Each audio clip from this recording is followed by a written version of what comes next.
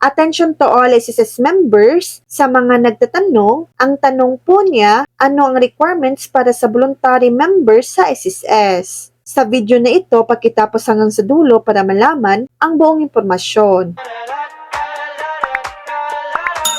Pag-usapan natin kung ano ang mga requirements para maging voluntary member sa SSS. Requirements para sa voluntary member sa SSS, ang pagiging voluntary member sa SSS ay para sa mga individual na hindi required na magbayad sa SSS, tulad ng mga hindi employed o self-employed, pero gustong magpatuloy ng kanilang coverage at makapag-avail ng benefits. Requirements at dokumento, una, SSS Form E1, Member Data Record. Ito ang application form para sa pagiging membro ng SSS, pwedeng i-download sa SSS website o kunin sa SSS branch. Pangalawa, valid ID. Kailangan ng kahit anong valid ID na may larawan at perma. Ito ang ilan sa mga tinatanggap: UMID card, driver's license, passport, postal ID, at voter's ID. Pangatlo, proof of income kung mayroon,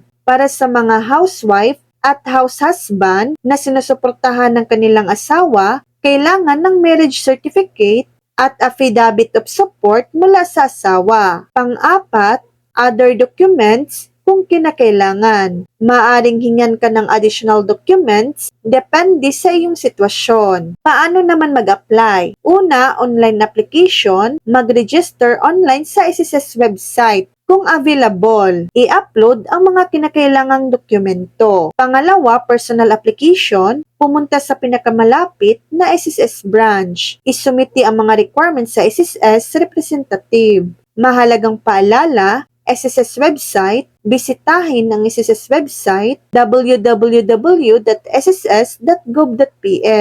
para sa pinaka-updated na listahan ng requirements. SSS branch, makipag-ugnayan sa SSS branch para sa specific na instructions at iba pang katanungan. So yan lang po ang latest update.